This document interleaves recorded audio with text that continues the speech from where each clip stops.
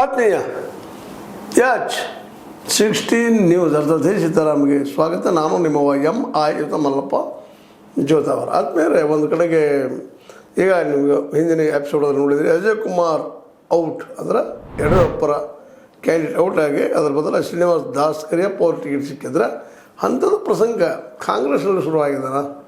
ಯಾಕಂದ್ರೆ ಎಸ್ ಸಮರ್ಥ್ ಅಥವಾ ಎಸ್ ಮಲ್ಲಿಕಾರ್ಜುನ ಮಗ ಅವರು ಇನ್ನೂ ಟಿಕೆಟ್ ಘೋಷಣೆ ಆಗಿಲ್ಲ, ಆಲ್ರೆಡಿ ನಾಮಪತ್ರ ಸಲ್ಲಿಸಿದ್ರು ಅನ್ನೋದು ಸುದ್ದಿಗಳು ಬರ್ತಾಯಿದ್ದಾವೆ.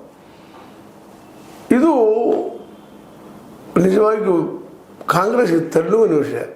ಒಂದು ಕಡೆ ಅಲ್ಲೇನೋ ಯುದ್ಧ ನಡೀತಾ ಇದೆ BJP ನಡಕ, ಅದು ಸದುಪಯೋಗ ಮಾಡ್ಕೊಳ್ಬೇಕು, ಯಾರು ಸಮರ್ಥರಾದಂಥ ವ್ಯಕ್ತಿಗಳಿಗೆ ಕೊಡಬೇಕು ಟಿಕೆಟ್ ಅನ್ನುವಂಥದ್ದು ವಿಚಾರ ಮಾಡುವಷ್ಟರನ್ನು ಸಮರ್ಥದಿಂದ ನಾನು ಸಮರ್ಥ ಅನ್ನೋ ಟಿಕೆಟ್ ಕೊಡ್ತಾ ಇದ್ದಾರೆ, ಟಿಕೆಟ್ ಸಲ್ಲಿಸ್ತಾ ಇದ್ದಾರೆ. ಟಿಕೆಟ್ ಸಿಕ್ಕಿಲ್ಲ, ಬಟ್ ಆದರೂ ನಾಮಿನೇಷನ್ ಸಲ್ಲಿಸ್ತಾ ಇದ್ದಾರೆ, ನಾಮ ನಿರ್ದೇಶನ ಸಲ್ಲಿಸ್ತಾ ಇದ್ದಾರೆ, ಅಥವಾ ತಮ್ಮ ಏನಪ್ಪ ಅಂದ್ರೆ ಎಲೆಕ್ಷನ್ ನಿಲ್ಲುವ ತಯಾರಿಯನ್ನು ಮಾಡಿಬಿಟ್ರ ಅಂತೇಳಿ.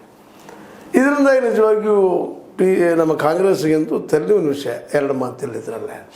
ಯಾಕಂದ್ರೆ ಘೋಷಣೆ ಆಗಿಲ್ಲ, ಚಿಂತನೆ ಆಗಿಲ್ಲ, ಏನೋ ನಡೀತಾ ಇದೆ, ಅಲ್ಲೇ ಗದ್ದು ನಡೀತಾ ಇದೆ. ಅದರಲ್ಲೂ 65,000ಕ್ಕೂ ಮೇಲ್ಪಟ್ಟ ಮುಸ್ಲಿಮರ ಮತಗಳು ಅಲ್ಲಿದ್ದಾವೆ. ಅದರ ಒನ್ ಸೈಡೆಡ್ ಆಗಿಬಿಟ್ಟಪ್ಪ ಅಂತಂದ್ರೆ ಪರಿಸ್ಥಿತಿ ಏನು ಅನ್ನುವಂಥ ಗಂಭೀರ ಚಿಂತನೆಯಲ್ಲಿ ಪಾರ್ಟಿ ಇರೋ ಮುಂದೆ ಏಕಾಏಕಿ ಸಮರ್ಥ ಈ ಒಂದು ನಿಂತಿದ್ದು ನೋಡಿದರೆ ನಿಜವಾಗಿಯೂ ನಿಲ್ಲೋದಕ್ಕೆ ಪ್ರಯತ್ನ ಮಾಡ್ತಾ ಇರೋದು, ಅದಕ್ಕೆ ಹೋಗಿ ನಾಮಪತ್ರ ಸಲ್ಲಿಸಿ ಬಂದಿದ್ದು ಗಮನಿಸಿದ್ರೆ ಇದು ಮತ್ತೊಂದು ಹಂತದ ತಿಕ್ಕಾಟಕ್ಕೆ ಕಾರಣ ಆಗ್ಬೋದು ಅನ್ನುವಂಥದ್ದು. ಅದೇನೇ ಆಗಲಿ ನಾವು ರೆಡಿ ಇದ್ದೀವಿ ಅನ್ನುವಂಥ ಮಲ್ಲಿಕಾರ್ಜುನವರ ಒಂದು ಪೂರ್ಣ ಸಮ್ಮತಿಯಿಂದಲೇ ಇದು ನಡೆದಂತೆ. ನಮ್ಮ ಮನೆಯಿಂದ ನಮ್ಮ ತಂದೆಯವರಿದ್ದರು, ನಮ್ಮ ತಂದೆಯಂದ್ರೆ ನನ್ನ ಮೊಮ್ಮಗ ಅಂದರೆ ನನ್ನ ಮಗ ಬರಬೇಕು, ಅವ್ರ ಮೊಮ್ಮಗ ಬರಬೇಕು ಅನ್ನೋದು ಇಲ್ಲೇ ಅವರ ಹಂಬಲ. ಅದಕ್ಕೆ ಲಿಂಗಾಯತರಲ್ಲಿ ವಿರೋಧ ಅನ್ನೋದು ಕೆಲವೊಂದಿಷ್ಟು ವರದಿಗಳು ಬರ್ತಾ ಇದ್ದಾವೆ. ಅದೇನೂ ಇರಲಿ, ನಾವು ಗೆಲ್ತೀವಿ, ನಮಗೆ